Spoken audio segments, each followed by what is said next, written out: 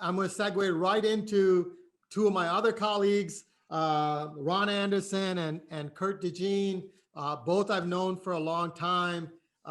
We all come from the PeopleSoft world of higher ed, you know, and as they started to launch their firm, I reached out to them because they're doing some incredible stuff around creating the pulse of a student, right? And the reason this is becoming really important, you know, in our firm, you know, we really focus on design thinking and the journey of a student and how do we get them through the needs that they need. Now, we're not, for the past 30 years, the three people in our room, we've been designing the back offices. We've been designing admissions, records, student funding, the back offices. And yet the pulse of the student has not been necessarily heard. And now we're recognizing that's becoming really important. So I'm going to start to let Curt and Ron talk about the pulse of and why that is really important as we move forward. So Curt, if you can start to share your screen, and I'm hoping you have the access. Okay, give me just 1 minute. There we are. And as you guys are all being in the audience, we are putting the Quiller link. So what you're seeing here from Ron and Curt are accessible to you. What we want you to do is really absorb them, right? You know, reading the deck and stuff, you have it. You can read it at any point in time. I've asked all my thought leaders to talk about it, the passion, and that's what I want you guys to really absorb. So Langniappe is a new firm. I wanted to say it because it doesn't always look like the way it is. So they actually put the word Langniappe there, and I think it's great segue to allow these guys to talk about what they've done. They've been in the market for years. They've designed major systems. They work with the top universities, and now their firm is really thinking about all the different, what I would call micro innovations that universities and colleges have to think about. And that's why I'm really proud to have them here. So Ron and Curt, it's all yours. All right. Thank you, Matt. I will take it over. My name is Curt DeJean, and first of all, I want to thank you, Matt, for the opportunity to be a part of this. I've really enjoyed the sessions thus far. It's been very informative, and I do also see a lot of overlap in what we're talking about because we all do have some parts of the same vision, and you're bringing it together as a whole. So thank you for having us. We landed the time slot that spans morning and afternoon, depending upon where you're sitting right now. So I will begin by saying good morning and good afternoon. In case I don't see you, good evening and good night.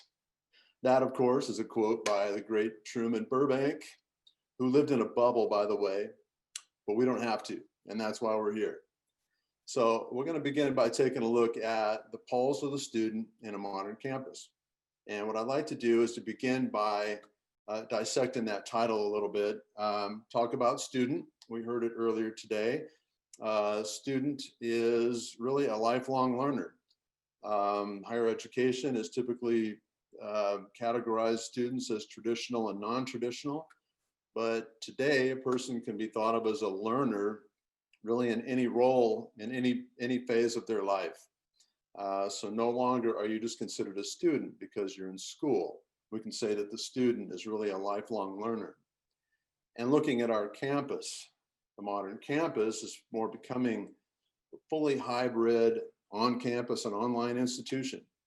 I'm currently working at a 2-year technical college as a consultant in the Midwest, ramping up to 100% online operations at the beginning of this pandemic included things like increasing network bandwidth to support all school operations, creating a loaner laptop program for students that didn't have one. The school even installed hotspots in some parking lots of several campuses to allow students with no internet to pull into the parking lot and sit there and connect to the school's Wi-Fi to continue their classwork. And of course, there are many, many more examples of schools scaling up their operations on short notice. But what we can for sure say is that the modern campus supports lifelong learning during all seasons of a person's life and really whatever's going on in the world. So looking at the pulse of the student, a learner's pulse, and I'll use the words learner and student interchangeably, A learner's pulse varies, of course, at any point in time along their path of life, whether they're traditional or non-traditional student. Their priorities change, and students interact differently with institutions based on those priorities. They maybe have a campus life and there's a lot of interpersonal communications going on. Maybe they have a work life. Maybe they have a family life on top of a work life, on top of a campus life. Maybe they're retired. So the dynamics can be completely different at any stage. And as far as engagement goes, we're looking at engagement equals relationship. So engagement tools help us to reach out and get a feel for the student's pulse. Students need to feel like they're connected and contributing, whether they're online or on campus. And enrollment sustainability really requires people and technology coming together to foster meaningful relationships. Today's tools can deliver very personalized outreach and stimulate conversation that can help a student stay on course to completion of their goals. And the social media impact, we can't overlook that. It's created the expectation of self-expression and contribution. And we can use surveys to engage in familiar ways and to allow students to express those feelings. And are students consumers? Well, the answer to this debated question really depends on who's engaging with the student. I mean, who makes big purchases without reading reviews first? What we do know is that students are looking to enroll in classes like consumers, like an Amazon transaction potentially. We know this by the popularity of websites like Rate My Professor or unigo.com. These type of websites have brought a consumeristic approach to enrollment. And basically, modern students are informed shoppers and they're looking for value. So let's take a look really at why. Why are we talking about this? Why is it important to read the pulse of a student? Well, current events contribute to fluctuations in student pulse, in a student's pulse. And at this year has been no exception, as we all know. We've included one link of many, many different videos out there. This is a CBS This Morning interview with incoming freshmen. You can look at that at your leisure. This video shows us that 2020 ends with a combination of both excitement to return to campus and apprehensiveness about the future. Schools basically need to be able to quickly adjust based on student needs and their expectations. Some of these students are rapidly embracing the new hybrid campus. Other students are struggling to adapt, and we need to know where they're at. We need to be able to respond in meaningful ways in order to help them succeed. So engaging the student's pulse at different points in time can also lead to a lifelong relationship with the institution as we begin to build more rapport like a modern student is used to doing. We can also look at the expectations of timely and meaningful interactions.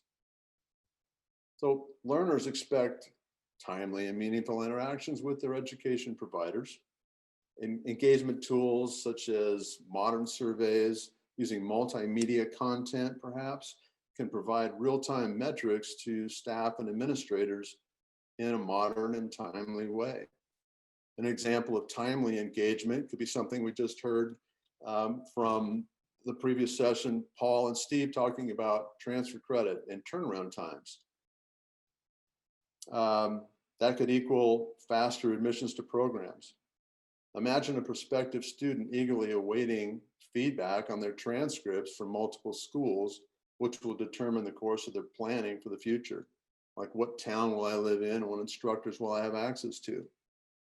Another example of meaningful engagement could be aligning the staff to adjust to a learner's path to graduation.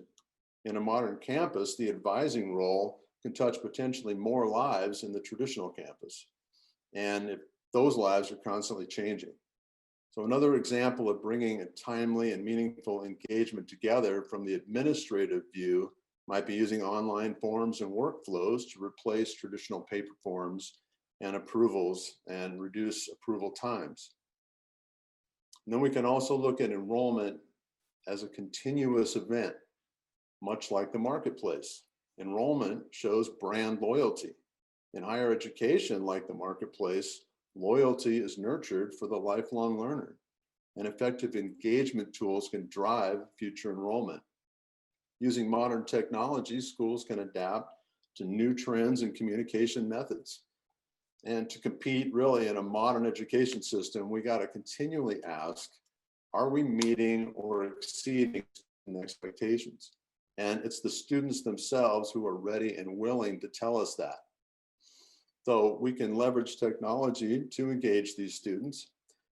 Through the use of engagement tools, we can meet and exceed student expectations by staying in touch with them.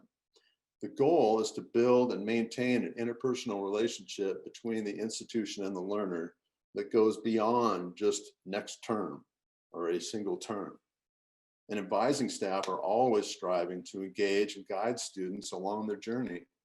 Advisors can now be equipped with many different interaction tools in the modern campus to foster student engagement. Things like Zoom meetings, chatbots, text and email collaboration, and multimedia surveys. So let's take a look at what's next. Using engagement tools to measure a student's pulse. Now, when we talk about engagement tools, a couple key factors that I believe we must consider are to be sure that we're engaging in a timely manner and in the proper context. So what do I mean by a timely manner? Start the conversation while the subject is fresh in someone's mind. And proper context naturally means to present a subject that relates to what the person is currently doing or working on. An example I like to use, and it's not related to higher education, it's that of the airport restroom survey kiosk. Many of you know that I'm talking about that small kiosk located just outside the restroom door in many airports throughout the US. It contains just two images, a smiley face and a frowny face. And it satisfies my two criteria, timeliness and context. I'm most likely to only answer this survey while my experience of that facility is fresh in my mind. I'm not likely to run back and tap one of those faces after an hour of sitting by my gate, still frustrated because my hands are wet due to the lack of paper towels in the restroom. I'm not going to do it. Also, the context of this survey need not be pre-qualified due to the placement of that survey kiosk. It's quite clear what each smiley face represents to every person exiting that doorway. Timeliness and context. Now, the beauty of this simple survey is that it can provide real-time metrics to management in order to better serve the public. Metrics gathered from these survey responses can quickly identify a problem, such as negative feedback only between the hours of, say, 8 and 10 a.m. And armed with that information, management can reach out to faculty workers, facility workers, and offer training or make adjustments to balance their responsibilities more realistically. However, in this case, rapid deployment of those surveys was probably not possible due to the hardware and software and networking requirements for each unit. Now back to technology in higher education. Rapid deployment of engagement tools is a reality. We can empower end users to convey and deploy software without much or any technical involvement. Creating simple and impactful surveys can be difficult at first. Resources are available to help schools learn how to build effective surveys for their audience. One good article on this, and we have a link to it here in our presentation, it's entitled Customer Psychology and the Unexpected Power of Surveys. Now, this article suggests that there are really only three main use cases for a survey. One is to learn things you don't know. Two is to validate your assumptions. And three is to get the recipient to validate and recommit to their beliefs. The third type of survey is less well known. It can be incredibly powerful or dangerous if misused. In the context of enrollment sustainment or enrollment as a continuous event, getting the recipient to validate and recommit to their beliefs can assist institutions in building long-term relationships with their learners. Now we can also take a look at students as consumers. And of course, there are two sides of that coin. And we've got two different examples here in our presentation, which you can look at later. The first perspective we're going to look at is why schools should treat students as consumers. This is from Deborah Green, Director of Student Recruitment at the University of Hull. Deborah suggests or stresses the need to focus on what the student or the consumer wants from the school and less on what the school wants from the student. She says you need to understand the language of communication that your prospect speaks. Is it social media? Is it interpersonal? And then be able to engage with them to ensure that they understood what was communicated to them. And schools, she also says, should engage with prospective students as much and as many times as possible to build a connection, and then be able to measure the outcome of your interactions so you can take action where needed. Now, the second perspective is a TEDx talk by Patrick McGee at the University of Bolton. This one is entitled, "Students Are Not Consumers." And Patrick suggests that schools are treating students more like customers, while businesses in the business world are treating customers more like students. He says that businesses are encouraging purchases by exploring the pros and cons, to argue for and against different kinds of consumer choices, to review and voice likes and dislikes about those choices. Businesses are also encouraging customers to think of themselves as knowledge agents who contribute to the product outcome, much like a student debating a lecture in a classroom. He also suggests that when students think of themselves as customers, they become more passive about attaining their goals, and they tend to demand compensation for mistakes instead of learning from them. They can ultimately fail to build strong communication skills because, he says, customers really don't have to have those. So, combining points from each side of the coin, institutions of higher education can really strive to engage students like consumers while maintaining an environment for growth. Engagement tools can be used to connect with students outside the classroom by offering a social media type of experience to foster discussion and contribution. It kind of brings us now to our call to action. Of course, the need to service incoming students quickly. Learner shopping degree programs and continuing education do not expect to wait weeks or months for things like transfer credit results. Also, with more classes available online, the potential exists for shorter wait lists as classes can be scaled to accommodate in-class and online sessions. We also need to dynamically connect advisors and students. So do you ever wish that when you walk in that big box store that they had the ability to just know enough about your needs when you walked in the door so they could put you in touch with the right person, save you several trips around the store, and potentially even leaving without getting your answer? We can use technology to combine any type of data, demographics, specialized programs, athletics, academic progress, you name it, to keep students connected with the right advisor throughout their educational journey. Technology can also be used to ensure that a student's advisor does not change constantly, allowing the advising staff to make a deeper connection and continue with the student in an advising role, no matter what changes take place in the student's path.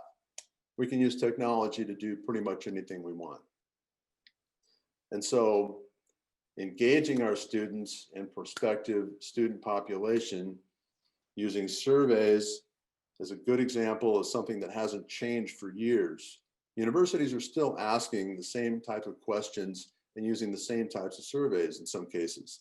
What we can do to change is vamp the way that we're surveying students and alumni, or staff for that matter.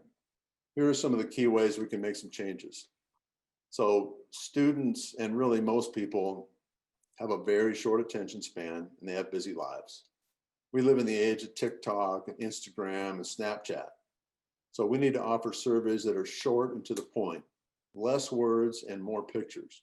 That's what people are used to seeing. Multimedia surveys using short videos can convey your message perhaps more effectively and request feedback at the same time.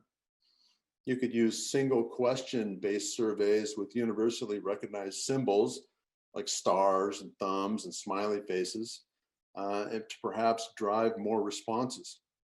If you need to ask multiple questions, try using micro surveys where you ask single questions along the way throughout a transaction instead of a long survey at the end.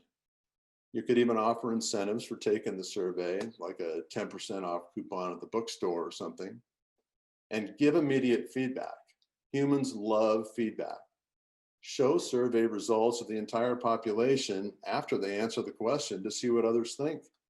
Generation Y and Z love to level up, like in gaming applications.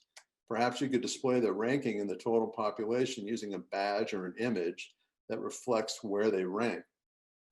So again, the goal is to engage with students in a way that they will respond to. And we should think about that carefully. Carefully design surveys in familiar formats, but understand the technology or the psychology. You don't need to understand the technology. We got other people for that. Understand the psychology behind your strategy to lead prospective students toward a commitment, empower existing students to affirm their beliefs in the education that you provide, and brand your technology for a consistent look and feel. Keep it mobile friendly, ADA compliant, and multi-language support for global learners, if that's something your outreach includes. And finally, you can embed surveys at all key locations within the student portal. Much like the example of our restroom survey, placing a quick survey in the student portal and gathering feedback while a student is context of a transaction can improve responsiveness. Your admissions application could be their first technical interaction with your school, and they may be expecting something like Amazon. Sometimes we overlook ways to combine steps to gather this important information. It's almost a guarantee, though, that prospective students will, given the ability to rate their experience and even offer feedback, they will do so at that point. And so, in closing, in short, now is the time to get your students and find out where they're at in terms of returning to school for next semester. By engaging with them early, you can measure their pulse now and show them the steps you're taking to ensure their success, no matter what the world throws at them. And I'll turn it over to Ron for a few brief notes on our company. Hi, everyone. Ron Anderson with co-founder of Langniappe, and that's exactly how you pronounce the name of our company, Langniappe. We have a little blurb also on this page to tell you where the word derives from, but I can tell you, as somebody who grew up in Southeast Louisiana, the essence of the word is a little something extra, and that's exactly what we bring with our company. We focus on the Oracle PeopleSoft Campus Solutions product, and we offer several applications and tools to essentially fill the gap and bring that little something extra. We also have a short video about our company specific to the survey tool that we offer, and we have our website. I'd like to thank Matt, John, and Jane and David for this opportunity to present today. And you guys have been great to work with. And now let's open it up to any questions that are out there. Yeah, great presentation. I think the one thing that is really important that we have to really understand is there's different times and different type of surveys or pulses we have to engage with, right? Because there is this transactional. I went through a transaction and I need to know as a person, what does my customer, feel about that transaction, right? That's an important piece, but it's really annoying to get that from a company, right? So that's something that universities and colleges have to recognize, is that while you're trying to improve your process, the pulse that you really need is about what does the student need? What is their experience? Where do they want to go? How do they get there?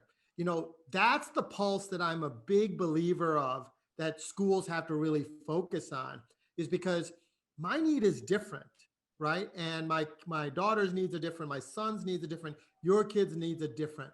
How do we as a collective force at a university and a college allow for the pulse of the need, of the passions? You know, if you just think of all the different presentations that we went through, even transfer credit, how do we get the pulse of those type of engagements of, I'm a transfer student, what do I need? How do I get that from them? Because I believe that's when a university and a college becomes really powerful, is because when I can say, hey, Curt needs this, or Ron needs this, and then we're off and running, as opposed to my admissions office is doing this good and we have to change that, right? Or update something. Would love your take on the difference between the pulses.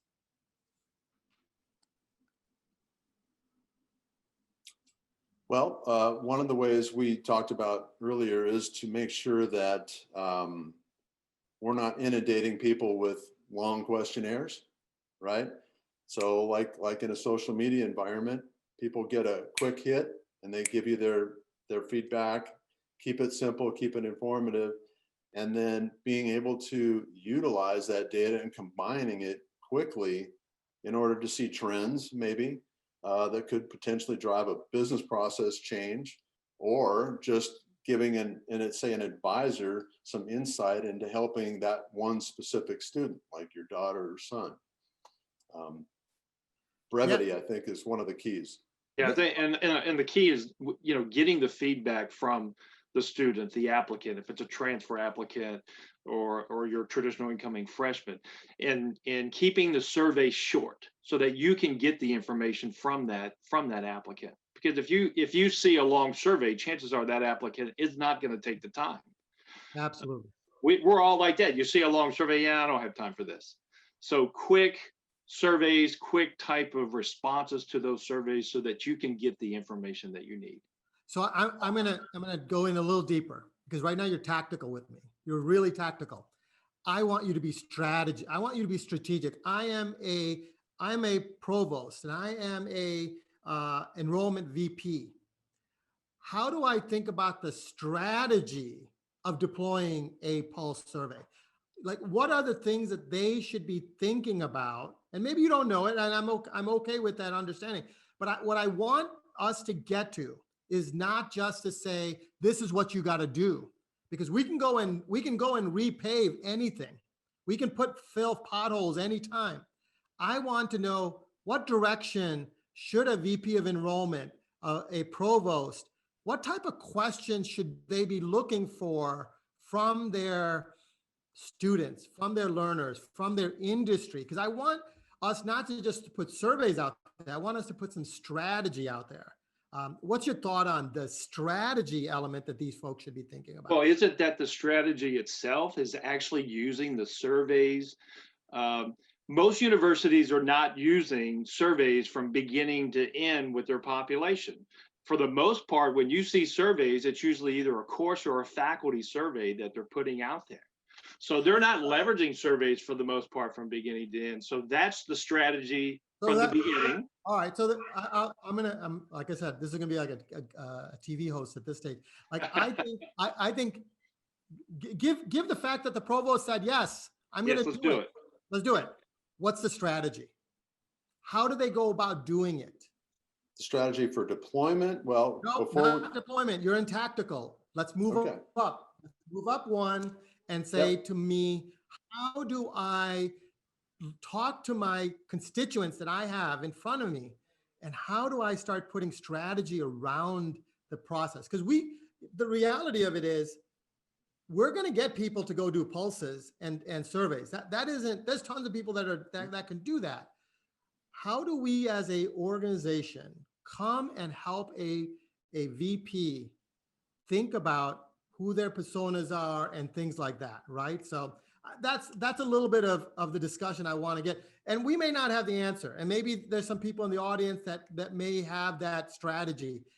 We have to get to that strategy with these people, because I believe we're going to get pulses. We're already doing it. I just don't think universities and colleges have thought about, all right, and maybe it's design thinking, right? We got to start thinking about who are we serving, what's their outcome, how do I get that process? Like I'm thinking that type of strategy, and anything that you guys think like that would be great for this audience to really understand. Well, I would just back up to one of the points that I was making earlier about the psychology behind it. Yep. And making sure you're defining exactly what it is that you want to know, Provost. What do we want to know? And then how do we go about attaining that? And this is a great article about ensuring that you don't lose perspective and create something that works against you. So that's one of the things I can offer is that link here in our Yeah, that would be good. Because I think as you are putting these pulses in, we almost have to be in front of them to say, how do we put the right set of pulses? You guys talk about these micro pulses, and I love it. I love that strategy. I want to put the right pulses in the right moments, the moments that matter for those students, right? That's where I think we should be thinking of this collective. Now, there's a question here, and I know we're at times, but because we're in a break period, I'm going to go with the question really quick. If you guys are okay with me just asking a quick question from the audience. From Preeti, showcasing the benefits to stakeholders and aligning institutions' 5-year goals would be a starting point for strategy. Oh, that's a statement she's saying. Okay, thank you. Thank you, Preeti. That's a good point. She's saying use the 5-year goal as the starting point. Would love your thought on that, if that's something you guys agree or not agree on. Definitely working backwards from that, right? We obviously have to know where we're going, and knowing that really we only use surveys for learning things we don't know, or validating our assumptions, or getting the recipient to validate and recommit to their beliefs. Is that really something? That's something that ties in with enrollment sustainment. Yeah. Right. We're looking to the next term and beyond. Yeah, and you know what, and I'm brainstorming here because I think what you guys are doing is really incredible. I think we almost need to get people in the room together let's bring the different provosts together and start to understand what are the goals that they're all trying to achieve, because I believe they may have very similar things in the strategies that they will all play, right? And maybe that's a takeaway we got to think about as we move forward. So excellent. Any last thoughts? I'm glad that I can go back and forth with you guys, because I think it's a huge, important element of what we do as we move forward. So excellent. Yeah. No, thank you again, Matt, for the opportunity. And I look forward to participating in more discussions like that in the future, so we can kind of hone our strategies here and work together. Yeah, if we could maybe do a group of people that want to be in maybe a whiteboard session where we all work together, because I think once we understand strategy, the pulses are the ones that we're going to be able to go do very tactically, quickly with them, right? So yeah, that would be a great idea. Yeah, excellent. Thanks a lot to you guys.